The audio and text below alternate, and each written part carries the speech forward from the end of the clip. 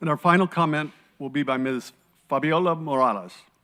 Ms. Morales is the president of the Commission of International Cooperation of the City of Lima, Peru.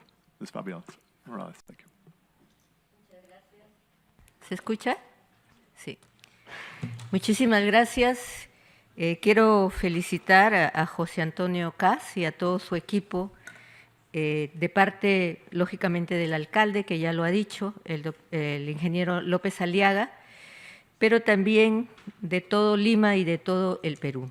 Estamos todos en esta lucha, no desde ahora, sino desde hace bastantes años. Y, lógicamente, reiterarles la invitación para que el próximo encuentro pueda ser en Lima, la ciudad de los reyes. Estamos a 75 años de la Declaración de los Derechos Humanos. Sin embargo, estos 30 artículos con los que fue escrita esa primera carta de la Declaración de los Derechos Humanos, lamentablemente vemos que está siendo poco respetada en la actualidad, sobre todo en lo que significa sus genuinos principios de respeto a la dignidad de las personas.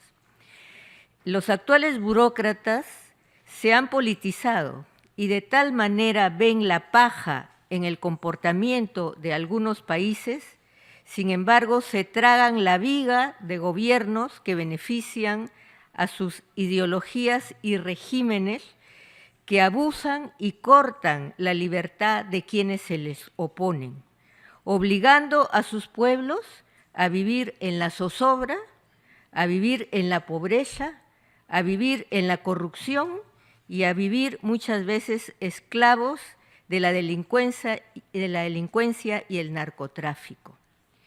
En su artículo 3, esta Declaración de los Derechos Humanos afirma, por ejemplo, que todo individuo tiene derecho a la vida, a la libertad y a la seguridad de su persona. Sin embargo, es claro el esfuerzo de los burócratas de estos organismos internacionales y sus representantes en nuestros países para que a través de nuestros gobiernos, especialmente los gobiernos claves, como son los ministerios claves, como son el Ministerio de la Mujer, el Ministerio de la Salud, el Ministerio de la Educación, el Ministerio de las Poblaciones Vulnerables y con la ayuda de algunas ONGs sustentadas por ellos mismos, implementen políticas a favor del aborto y de la eutanasia, es decir, en consecuencia, en contra de la vida.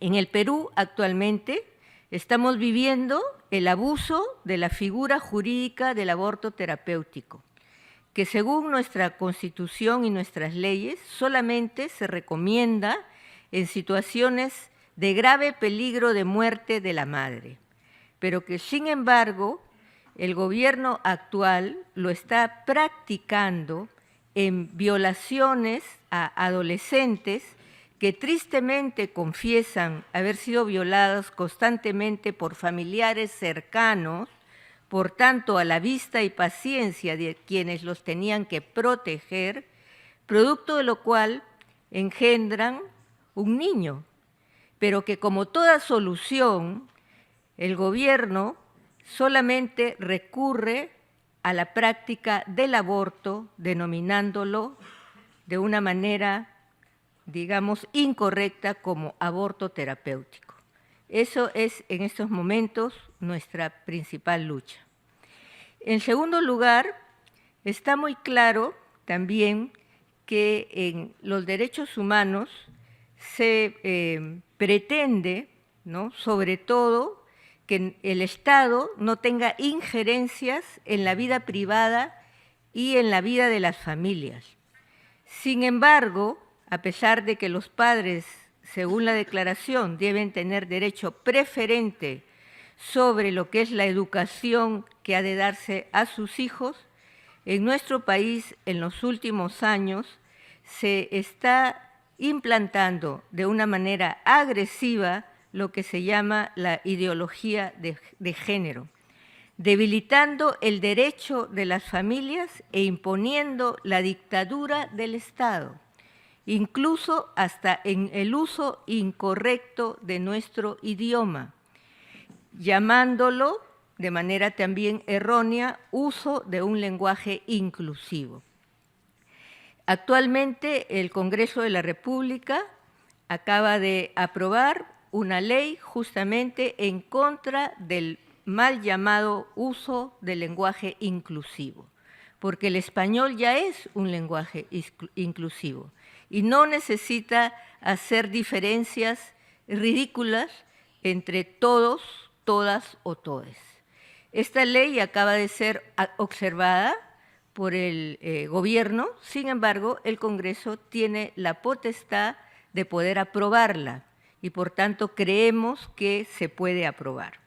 Quiero terminar con una buena noticia, y esta buena noticia se refiere a que se ha aprobado en el Congreso del Perú el derecho del concebido.